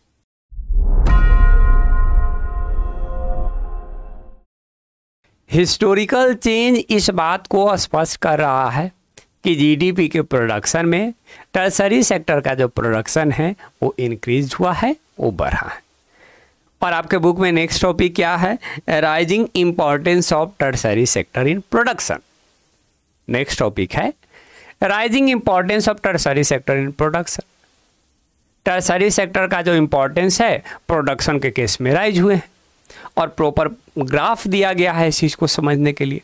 ऐसे तो आपके बुक में 3 ग्राफ दिए गए हैं प्रोडक्शन और एम्प्लॉयमेंट को समझने के लिए, जिसमें जो ग्राफ 1 है, ग्राफ 1 रिप्रेजेंट कर रहा है प्रोडक्शन को रिप्रेजेंट कर रहा है, और 2 टाइमलाइन के प्रोडक्शन को रिप्रेजेंट कर रहा है। एक जो प्रोडक्शन है 1927 और 1928 का है, और सेकेंड जो जीडीपी का प्रोडक्शन है वो 2017-18 का है। और यहाँ पर ये बोला गया कि between this 2 timeline production of all 3 sector has increased. इस 2 टाइमलाइन के बीच आप ये देखोगे कि जो प्रोडक्शन है तीनों सेक्टर में वो क्या हुए हैं, इमेंस लेवल पर राइज हुआ है। इस टाइमलाइन में जीडीपी का प्रोडक्शन कितना था, 20 लाख करोड़ से भी कम था। ये 20 लाख है और ये जो अमाउंट है करोड़ में है। तो 1927 और 1928 में जीडीपी का जो प्रोडक्शन था वो 20 लाख करोड़ से भी कम था। लेकिन 2017-18 में जीडीपी का जो टोटल प्रोडक्शन है वो कितना हो गया है, 120 लाख करोड़ हो गया। कितना हो गया, 120 लाख करोड़। अब साधारण सी बात है कि तीनों सेक्टर में प्रोडक्शन इंक्रीज हुआ होगा, तभी तो ओवरऑल जीडीपी का भी प्रोडक्शन इंक्रीज हुआ, तभी तो हुआ। ओके, लेकिन यहाँ पर ये बोला गया कि इन दोनों फिगर को अच्छे से देखोगे तो आपको ये बात क्लियरली पता चलेगा कि जो टर्शियरी सेक्टर में प्रोडक्शन है वो बहुत ज़्यादा हो रहा। टर्शियरी सेक्टर है emerge the largest producing sector. Tertiary sector में प्रोडक्शन बहुत ज़्यादा हो रहा है 17-18 में। अब देखो यहाँ से लेकर ये जो कलर है, ये कलर शो कर रहा है टर्शियरी सेक्टर को शो कर रहा है। यहाँ पर प्रॉपर कलर दिया गया है कि कौन सा कलर प्राइमरी को शो कर रहा है एंड कौन सा सेकेंडरी को शो कर रहा है या कौन सा टर्शियरी को शो कर रहा है। ये कलर शो कर रहा है टर्सरी सेक्टर को, और देखिए 60 लाख करोड़ के नीचे से लेकर 120 लाख करोड़ तक जो कलर है ये दिखा रहा है कि टर्सरी सेक्टर में इतना प्रोडक्शन हो रहा है। मतलब पूरे जीडीपी का जो 50% से थोड़ा बहुत ज़्यादा जो प्रोडक्शन है वो कहाँ हो रहा है? टर्सरी सेक्टर में हो रहा है। अब खुद सोचिए और बताइए कि टर्सरी सेक्टर का इंपॉर्टेंस राइज हुआ या नहीं हुआ? डेफिनेटली हुआ। टोटल जीडीपी का 50% से थोड़ा बहुत ज़्यादा जो प्रोडक्शन है वो कहाँ पर हो रहा है? टर्सरी सेक्टर में हो रहा है। ये भारत का जीडीपी है। अब ऐसा क्यों हो रहा है भाई? आखिर क्या कारण है कि जीडीपी में जो टर्सरी सेक्टर का जो इम्पोर्टेंस है वो राइज हुए हैं? ये डायरेक्ट क्वेश्चन बोर्ड में पूछ दिए जाते हैं। Why is tertiary sector becoming so important in India? Bharat में जो टर्सरी सेक्टर है वो इतना ज़्यादा इम्पोर्टेंट क्यों है? भारत में जो टर्सरी सेक्टर है उसमें बहुत ज़्यादा प्रोडक्शन क्यों हो रहा है? 4 रीजन आपके बुक में बिल्कुल पैराग्राफ वाइज दिया गया है। उन चारों रीजन को यहाँ पर अच्छे से डिस्कस कर लेते हैं। देखिए फर्स्ट क्या है? फर्स्ट है कि large country like India, Bharat जैसे बड़े देश में, भारत एक बहुत बड़ा देश है, इसमें कोई डाउट नहीं है, इसमें कोई संदेह नहीं है। भारत जैसे बड़े देश में कई सारे जो सर्विसेज है, hospital, educational institution, post and telegraph services, police station, courts, defence system, transport and banks, इन सारे सर्विसेज की ज़रूरत होगी क्योंकि ये सारे सर्विसेज क्या हैं? Basic services. भारत में एक बहुत बड़ी पॉपुलेशन रहती है और उस बड़ी पॉपुलेशन को कुछ सर्विसेज की ज़रूरत होगी। वैसे सर्विसेज जो बेसिक है, बेसिक में सब सर्विसेज आ जाते हैं। हॉस्पिटल हो गए, एजुकेशनल इंस्टीट्यूशन में स्कूल, कॉलेज, यूनिवर्सिटी हो गए, बैंक फैसिलिटी चाहिए उनको भाई, ट्रांसपोर्ट फैसिलिटी चाहिए उनको। गवर्नमेंट ने रिस्पॉन्सिबिलिटी लिया है कि हम क्या करते हैं, ये सारे सर्विसेज को आप लोगों को प्रोवाइड करते हैं। तो साधारण सी बात है, सर्विस सेक्टर का इंपॉर्टेंस तो राइज होगा ना, और service sector is also known as tertiary sector. तो फर्स्ट रीजन ये हो गया सर्विस सेक्टर के इंपॉर्टेंस को राइज होने के लिए। सेकेंड रीजन क्या है कि development of agriculture and industry. किसी भी देश में अगर एग्रीकल्चर डेवलप होगा, इंडस्ट्री डेवलप होगा, तो इसका रिजल्ट ये होगा कि कुछ दूसरे सर्विसेज को भी डेवलप करना होगा। दूसरे सर्विसेज लाइक ट्रांसपोर्ट हो गए, ट्रेड हो गए और स्टोरेज हो गए। एग्रीकल्चर सेक्टर को आपने डेवलप कर दिया, इंडस्ट्री सेक्टर को आपने डेवलप कर दिया, और एग्रीकल्चर से, खेती से जो अनाज उगाए गए हैं, जो क्रॉप्स उगाए गए हैं, उसको अगर मार्केट तक लाना है तो मार्केट तक कैसे लाइएगा? ट्रांसपोर्ट के थ्रू लाइएगा। या कॉटन ऊल को अगर इंडस्ट्री तक लेकर जाना है तो कैसे लेकर जाइएगा? ट्रांसपोर्ट के थ्रू लेकर जाइएगा। और ट्रांसपोर्ट के थ्रू जाएगा तो बीच में ट्रेडिंग वाला पोर्शन भी इन्वॉल्व हो जाएगा, कोई ट्रेडर ही उसको लेकर जाएगा। ट्रेडर का भी तो रोल रहेगा यहाँ पर। जो अनाज शहर में आएंगे वो किसके थ्रू आएंगे? ट्रेडर के थ्रू आएंगे, तो ट्रेडिंग एक्टिविटी भी इंक्रीज होगा। इसके साथ साथ जो फसल उगाए जा रहे हैं उस फसलों को मतलब लंबे समय तक वो बेहतर रह सके, इसके लिए उसको स्टोर करना होगा, तो स्टोरेज फैसिलिटी को भी बेहतर करना होगा। तो सेकंड रीजन ये है कि जिस देश में एग्रीकल्चरल सेक्टर और इंडस्ट्रियल सेक्टर डेवलप होता है उस देश में ऑटोमेटिक टर्सरी सेक्टर के भी कुछ सर्विसेज डेवलप हो जाते हैं। Okay, that's it. और भारत में ऐसा हुआ। भारत में हमारा एग्रीकल्चर सेक्टर पहले डेवलप हुआ, फिर बाद में इंडस्ट्रियल सेक्टर डेवलप हुआ, और अब बारी है कि टर्सरी सेक्टर और अच्छे से डेवलप हो। अभी तो हो रहा है लेकिन और अभी इन प्रोग्रेस है, वो इन प्रोग्रेस है। थर्ड रीजन क्या है कि एज इनकम लेवल्स राइज, जब लोगों का इनकम लेवल बढ़ेगा, जब लोगों का इनकम लेवल इंक्रीज होगा तो जो लोग होंगे वो लोग डिमांड करेंगे, कई सारे सर्विसेज की डिमांड करेंगे।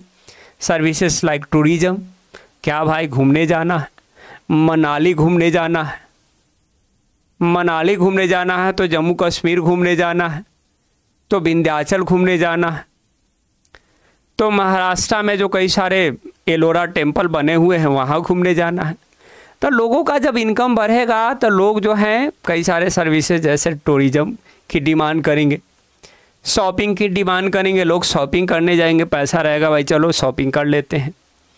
प्राइवेट स्कूल की डिमांड करेंगे, वो प्रोफेशनल ट्रेनिंग लेंगे, पैसा है चलो भाई जिम कर लेते हैं। ट्रेनर, आप जिम करने भी गए और पैसा तो ट्रेनर रख ली। तो लोगों की जब इनकम इंक्रीज होगा तो लोग दूसरे तरह के सर्विसेज की भी डिमांड करेंगे, और ये जो सर्विसेज है टर्सरी सेक्टर का पार्ट है। तो ऑटोमेटिक टर्सरी सेक्टर क्या होगा, इंक्रीज होगा, उसकी इंपॉर्टेंस बढ़ेगी। चलिए fourth one and the last one, देखिए यहाँ पर जो महिलाएं हैं वो शॉपिंग करने जा रही हैं। यहाँ पर जो महिलाएं हैं क्या करने जा रही है, शॉपिंग करने जा रही हैं, गप शराब लड़ा रही हैं, है ना। हाँ हाँ बहन मैंने तो ले लिया है, अच्छा वाला ले लिया है, मैंने तो अच्छा वाला कपड़ा ले लिया, हाँ मैंने भी ले लिया है। दोनों महिलाएं बात कर रही हैं। चलिए लास्ट वन देखते हैं।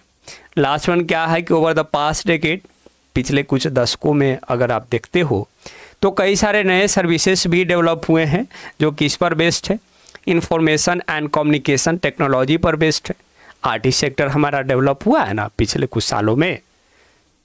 पिछले कुछ सालों में हर एक देश में आईटी सेक्टर जो है से कि क्या हुए हैं, डेवलप हुए हैं। कॉल सेंटर डेवलप हुए हैं, कॉल सेंटर के बाद एटीएम हो गए। तो कई सारे ऐसे सर्विसेज डेवलप हुए हैं जो किस पर बेस्ड है, आईटी पर बेस्ड है, इंफॉर्मेशन एंड टेक्नोलॉजी पर बेस्ड है। ओके, तो ये रीजन है भारत में टर्सरी सेक्टर के इंपॉर्टेंस को राइज करने का।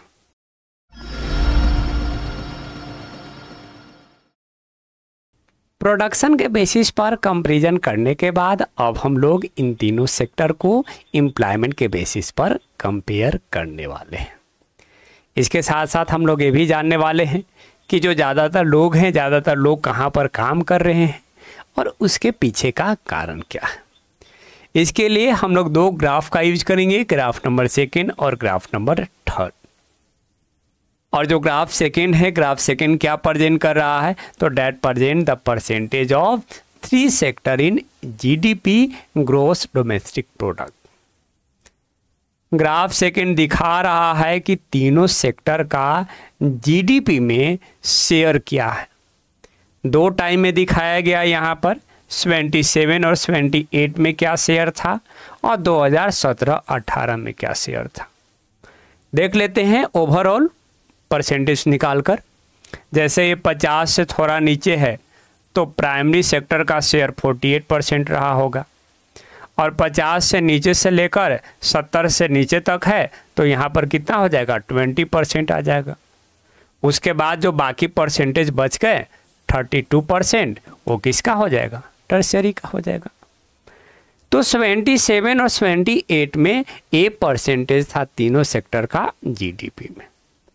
17-18 में आते हैं तो 17-18 में प्राइमरी सेक्टर का जो शेयर है वो 20 से देखिए नीचे है तो 18% मान लेते हैं, और 20 से नीचे से लेकर लगभग 50 के नीचे तक जो शेयर है वो सेकेंडरी का है, मतलब लगभग आपका हो जाएगा 30%, और बाकी जो बच गया 52% ये शेयर किसका है, टर्शरी सेक्टर का।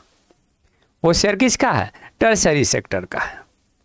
अभी कुछ देर बताएं ही कि जो टर्शरी सेक्टर है उसका इम्पोर्टेंस राइज हो गया है, जो कि क्लियरली यहाँ पर दिखा रहा है कि करेंट में 52% जो प्रोडक्शन है, 52% प्रोडक्शन कहाँ से हो रहा है, टर्शरी सेक्टर से हो रहा है। ठीक है, तो यहाँ से तो चीज़ें क्लियर हो गई कि तीनों सेक्टर का जो शेयर है जीडीपी में ये 2 टाइम पीरियड में क्या है। अब हम लोग ग्राफ 3 की ओर मूव करते हैं। जो ग्राफ 3 है, ग्राफ 3 क्या रिप्रेजेंट कर रहा है, तो ग्राफ 3 रिप्रेजेंट कर रहा है share of employment in 3 sector. इन तीनों सेक्टर में एम्प्लॉयमेंट का शेयर क्या है। देखिए 78 में क्या शेयर है, तो 78 में टोटल अगर मान लीजिए कि भारत में उस समय 100 लोग थे तो 100 लोग में से 71 लोग कहाँ पर काम कर रहे थे, प्राइमरी सेक्टर में। 11 सेकेंडरी में और 18 आपको टर्शियरी में। और 17-18 में कितने लोग काम कर रहे हैं प्राइमरी में? 44। सेकेंडरी में कितने? 25 लोग। और टर्शियरी में कितने? 31। तो आप इस ग्राफ में क्या देख रहे हो कि प्राइमरी सेक्टर अभी भी ज़्यादा एम्प्लॉयमेंट को प्रोवाइड कर रहा है।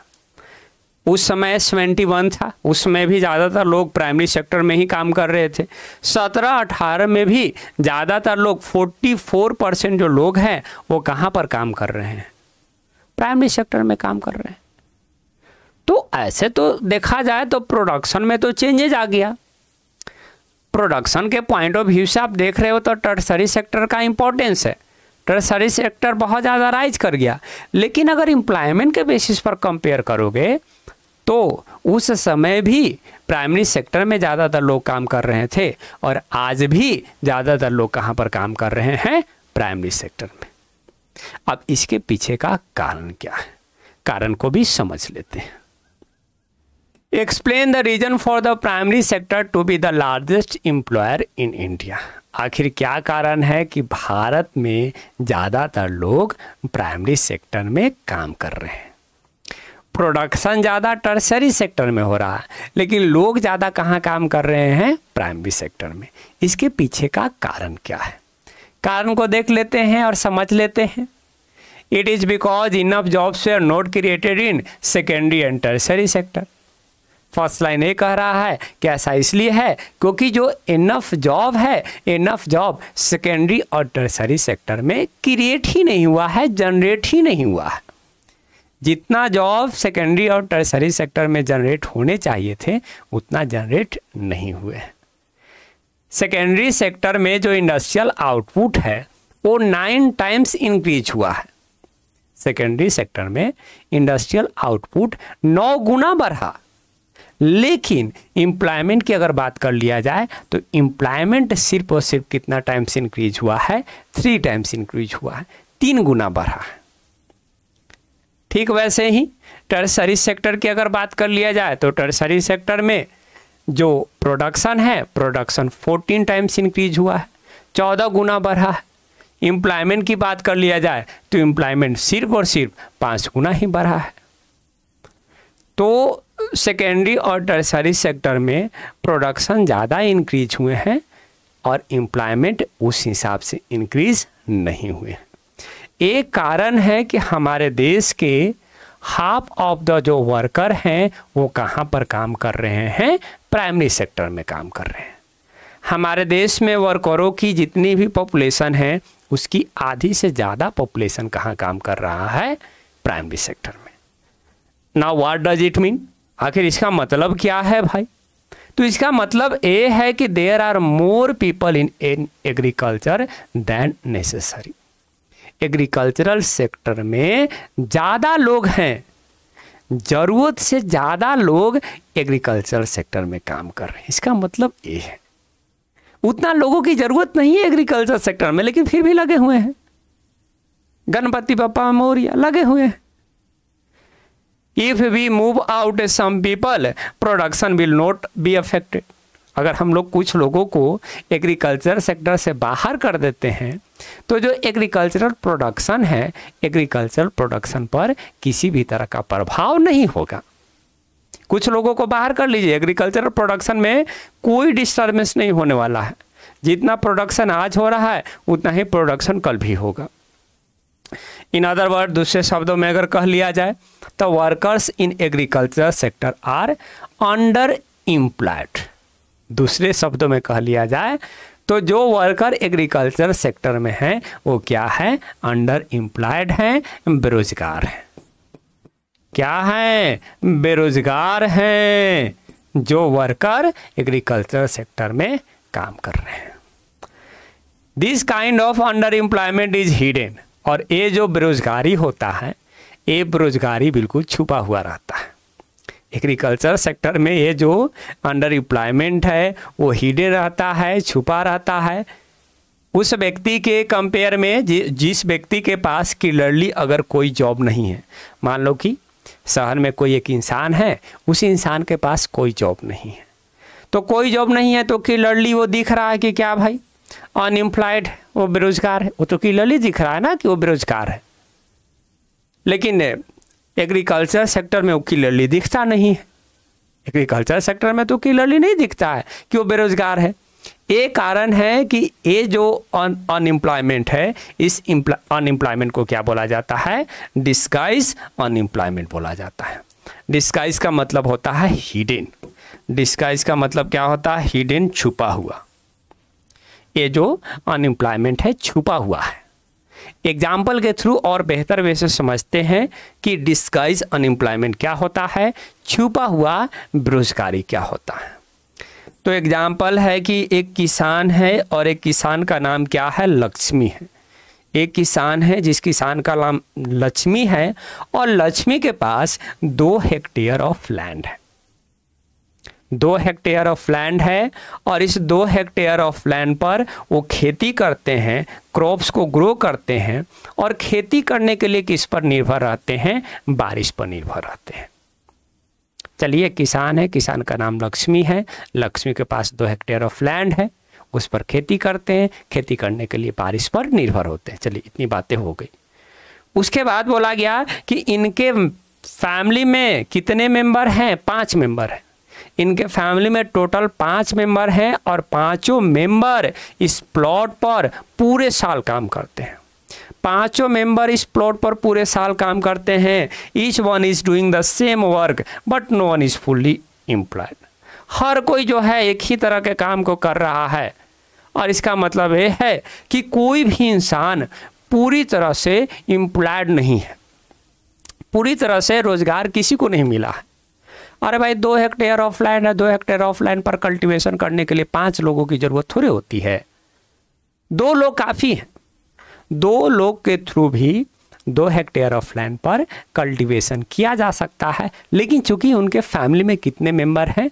5 मेंबर हैं और सेकेंडरी और टर्सरी सेक्टर में जॉब अवेलेबल ही नहीं है, तो वो इसी सेक्टर में लगे हुए रहते हैं। ये कारण है कि ये जो बेरोजगारी होती है वो क्लियरली विजिबल नहीं होता है, इसलिए इसको क्या बोल दिया जाता है? डिस्गाइज अनएम्प्लॉयमेंट, छुपा हुआ बेरोजगारी बोल दिया जाता है। और हमारे देश में लाखों के संख्या में ऐसे किसान हैं, लक्ष्मी जैसे जो किसान हैं हमारे देश में लाखों की संख्या में। 1-2 किसान नहीं है, लाखों की संख्या में। This means that if we remove large people from agriculture sector and provide proper works somewhere else। अब इसका मतलब ये हुआ कि लाखों की संख्या में अगर वैसे किसान हैं तो अगर बड़े पैमाने पर लोगों को वहाँ से बाहर करते, एग्रीकल्चर सेक्टर से वहाँ से निकाल दे कि चलिए भैया, आपको तो मतलब कि जैसे कि लक्ष्मी के घर में 5 मेंबर थे लेकिन 2 मेंबर से खेती हो जा रहा था, तो चलिए यहाँ से 3 मेंबर बाहर निकलिए। इसी तरह से लाखों की संख्या में जो परिवार है वहाँ से बड़े पैमाने पर लोगों को हम लोगों ने क्या किया? बाहर निकाल लिया और बाहर निकालकर उनको कहीं और काम दे दिया। बाहर निकालकर उनको कहीं और काम दे दिया, वहाँ से भी उनको इनकम हो गया, ओवरऑल फैमिली का इनकम भी बढ़ गया। वहाँ से उनको इनकम होगा तो उनकी फैमिली की इनकम इंक्रीज हो जाएगी ना ओवरऑल। इसके साथ साथ जो एग्रीकल्चरल प्रोडक्शन है हमारे देश में और उस परिवार के लिए वो एग्रीकल्चर प्रोडक्शन भी सफ़र नहीं करेगा। जो पहले एग्रीकल्चर प्रोडक्शन हो रहा था आज भी एग्रीकल्चर प्रोडक्शन वही होगा, उनका फैमिली का इनकम भी बढ़ जाएगा। ये चीज़ें एक अच्छी बात है। तो अब हम लोग इसके बाद पढ़ेंगे कि आखिर एम्प्लॉयमेंट कैसे क्रिएट किए जा सकते हैं, प्राइमरी सेक्टर में, सेकेंडरी सेक्टर में या टर्सरी सेक्टर में। और देखिए, प्राइमरी सेक्टर में ही ऐसा सिचुएशन नहीं है, सिर्फ प्राइमरी सेक्टर में ही ऐसा सिचुएशन नहीं है, बल्कि इस तरह की जो अंडर एम्प्लॉयमेंट है आपको दूसरे सेक्टर में भी देखने को मिल जाएगा। खासकर सर्विस सेक्टर, खासकर टर्सरी सेक्टर में देखने को मिल जाएगा। हज़ारों की संख्या में कैजुअल वर्कर देखने को मिल जाएंगे। कैजुअल वर्कर जो एम्प्लॉयड हैं, काम कर रहे हैं पेंटर के रूप में, प्लम्बर के रूप में, रिपेयर पर्सन के रूप में, और भी दूसरे लोग जो और जॉब को कर रहे हैं, वो लोग भी क्या है? अनएम्प्लॉयड है। अगर सपोज करो कि एक परिवार है, एक परिवार फोचका बेचने का काम करता है। हम आपसे पूछ रहे हैं कि फोचका बेचने के लिए कितने लोगों की ज़रूरत पड़ेगी। ज़्यादा से ज़्यादा 2 लोग काफ़ी हैं। हालांकि 1 लोग से भी हो जाएगा, 1 व्यक्ति से भी हो जाएगा, लेकिन उस फैमिली में अगर 5 मेंबर हैं तो 5 मेंबर कुछ ना कुछ काम फौजका से जुड़े हुए करते हैं। तो ये क्या है, ये अनएम्प्लॉयड ही हुआ ना, ये तो बेरोजगारी ही हुआ, क्योंकि उनको कहीं और काम नहीं मिल रहा है और उनका परिवार फौजका बेचने का काम कर रहा है, इसलिए कुछ ना कुछ काम कर देते। सहानुभूति के लिए भी एक काम कर दिया जाता है कि अगर हम नहीं करेंगे तो लगेगा कि भाई काम नहीं कर रहे हैं, सहानुभूति के लिए भी काम कर दिया जाता है, नहीं तो फिर गाली गलौज भी सुनने को मिल जाएगा कि भाई बैठा रह रहा है, कुछ करता नहीं है। तो इस तरह का जो सिचुएशन है सिर्फ एग्रीकल्चर सेक्टर में नहीं है, बल्कि दूसरे सेक्टर में भी है, सर्विस सेक्टर में भी है। कई सारे ऐसे कैजुअल वर्कर हैं जो काम कर रहे हैं, वो पूरी तरह से एम्प्लॉयड नहीं है, पूरे दिन जो है काम करते हैं, होल डे काम करते हैं, लेकिन उनकी जो इनकम होती है, इनकम बहुत कम होती है। क्यों? कारण वही है क्योंकि वो पूरी तरह से एम्प्लॉयड नहीं है, पूरे दिन काम कर रहे हैं। ये वर्कर पूरे दिन काम कर रहे हैं, लेकिन इनकी जो कमाई है बहुत कम है। कम इसलिए है क्योंकि ये पूरी तरह से एम्प्लॉयड नहीं है। That's it. यहाँ तक चीज़ें क्लियर है? यहाँ तक चीज़ें आप लोगों को क्लियर है? तो अब सवाल ये बनता है कि कैसे हम लोग और ज़्यादा से ज़्यादा एम्प्लॉयमेंट को क्रिएट कर सकते हैं। एम्प्लॉयमेंट क्रिएट कर सकते हैं ना, क्योंकि ज़्यादा से ज़्यादा अभी लोग ऐसे हैं जिनको काम की ज़रूरत है, वो काम दूसरे सेक्टर में कर सकते हैं। How to create more employment, कैसे ज़्यादा से ज़्यादा एम्प्लॉयमेंट को क्रिएट किया जा सकता है, क्या तरीका है एम्प्लॉयमेंट को क्रिएट करने का। Let's come and discuss about that one. First one, here it is said that कि if a new dam is constructed, अगर एक नया बांध कंस्ट्रक्ट किया जा रहा है या तो फिर कैनाल्स बनाए जा रहे हैं इरिगेशन फैसिलिटी को बेहतर करने के लिए, तो this could generate employment with in agriculture. तो ये जो दोनों एक्टिविटी है, दोनों एक्टिविटी एग्रीकल्चर सेक्टर में एम्प्लॉयमेंट को जनरेट करेगा। चाहे बांध बनाइए या नहरें बनाइए, ये दोनों एक्टिविटी के थ्रू एम्प्लॉयमेंट आसानी से जनरेट हो जाएगा। देखिए, लोकल पीपल को एम्प्लॉयमेंट मिल गया है, यहाँ पर कैनाल्स बनाए जा रहे हैं और लोकल पीपल को एम्प्लॉयमेंट मिल गया। सेकेंड वन क्या है? सेकेंड वन ये है कि if government invest some money in transportation and storage of crops, अगर सरकार पैसा खर्च कर रही है ट्रांसपोर्टेशन फैसिलिटी को बेहतर करने के लिए या स्टोरेज ऑफ क्रॉप्स की फैसिलिटी को बेहतर करने के लिए, या तो सड़कें बना रही है सरकार, जिन सड़कों पर मिनी ट्रक्स आसानी से कहीं भी जा सकते हैं, इस एक्टिविटी के थ्रू भी एम्प्लॉयमेंट मिलेगा किसानों को, इसके साथ साथ उन लोगों को जो लोग ट्रांसपोर्ट और ट्रेडिंग एक्टिविटी में इन्वॉल्व होंगे।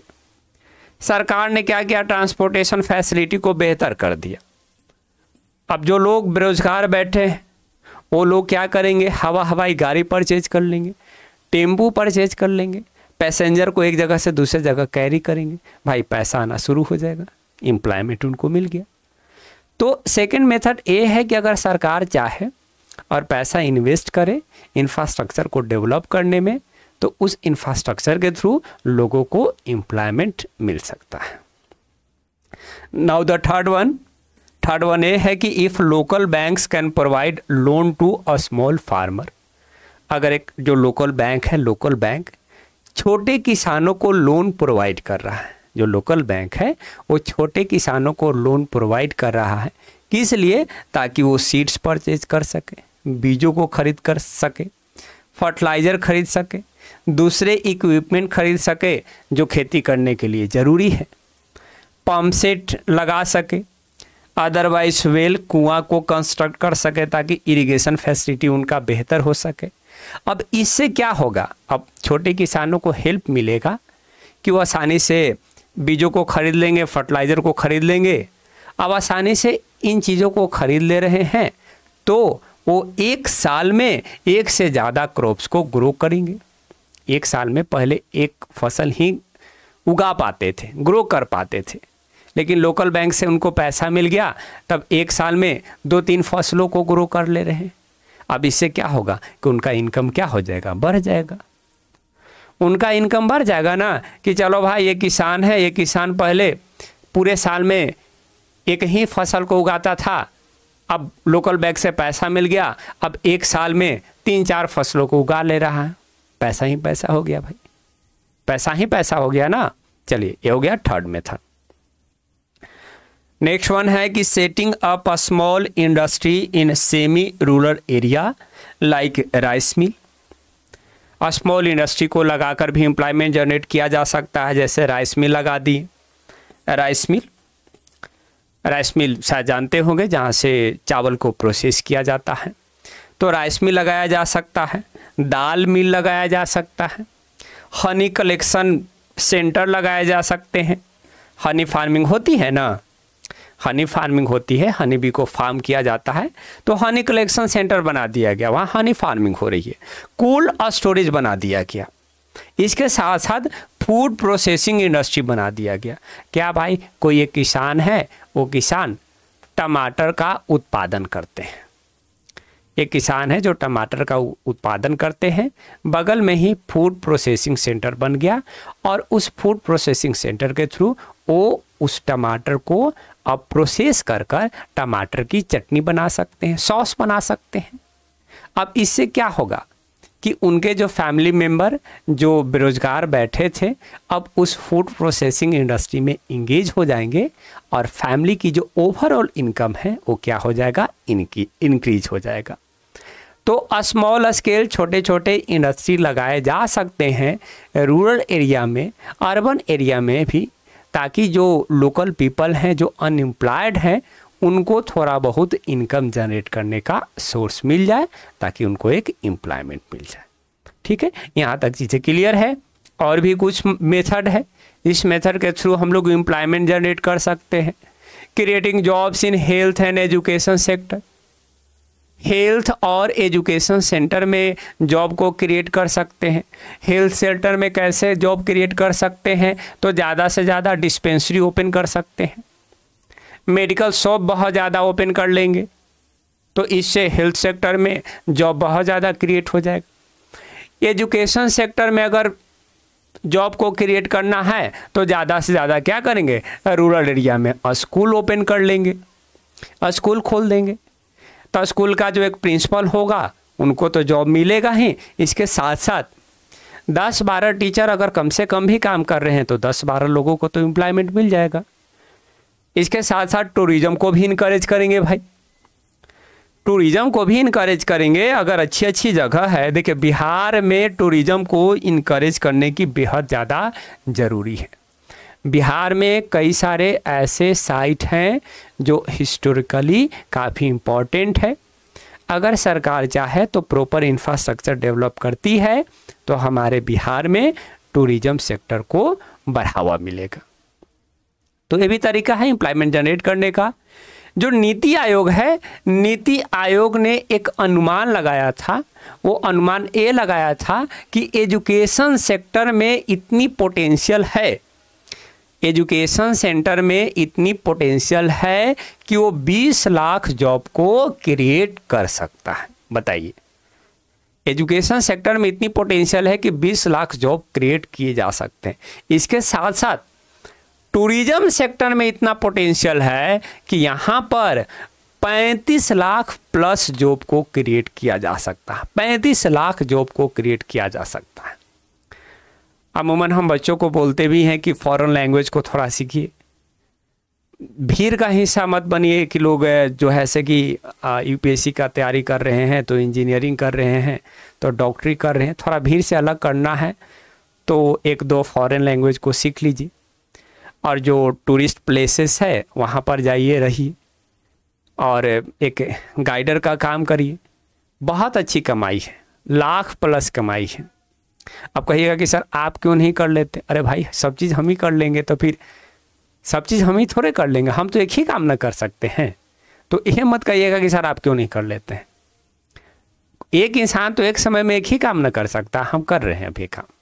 बच्चों को सजेस्ट करते हैं कि आप भीड़ का हिस्सा मत बनिए, थोड़ा अलग करना है तो टूरिज्म सेक्टर में थोड़ा जाइए। क्योंकि देखिए नीति आयोग के अनुसार अगर देखा जाए तो टूरिज्म सेक्टर में 35 लाख प्लस जॉब क्रिएट किए जा सकते हैं। अब अच्छा ये सब जो चीज़ें हैं, ये सब चीज़ों को करने में तो थोड़ा लंबा समय लगेगा। ये सब चीज़ों को करने में क्या लंबा समय लगेगा ना, एक लॉन्ग टर्म प्लान करना होगा, सरकार को योजनाएं बनानी होगी। लेकिन अभी रिसेंट में क्या हुआ कि रिसेंट में सेंट्रल गवर्नमेंट ने एक कानून पास किया और उस कानून को राइट टू वर्क बोला गया है और इस कानून को 625 डिस्ट्रिक्ट में इम्प्लीमेंट भी कर दिया गया है, लागू भी कर दिया गया है। सेंट्रल गवर्नमेंट ने एक कानून पास किया है, उस कानून को राइट टू वर्क भी कंसीडर किया गया है। इसके साथ साथ वो कानून हमारे देश के 625 डिस्ट्रिक्ट में लागू भी है। वो कानून क्या है? तो वो कानून है नरेगा 2005। वो कानून है नरेगा 2005। देखिए नरेगा क्या है? National rural employment guarantee act. Guarantee act है, national rural employment guarantee act. भाई इस कानून के थ्रू गारंटी दी जाती है कि आपको रोजगार मिलेगा, मतलब मिलेगा। इसको फॉर्मुलेट कब किया गया है? तो 2005 में इसको बनाया गया है। लॉन्च कब किया गया है? तो 2 फरवरी 2006 को इसको लॉन्च किया गया है। उस समय जो हमारे देश के प्राइम मिनिस्टर थे उनके द्वारा लॉन्च किया गया है। बताइए कि 2006 में हमारे देश के प्राइम मिनिस्टर कौन थे? कमेंट कीजिएगा, आप लोग कमेंट कीजिएगा कि 2006 में हमारे देश के प्राइम मिनिस्टर कौन थे। तो उस समय जो प्राइम मिनिस्टर थे उन्होंने इसको लॉन्च किया 2 फरवरी 2006 को।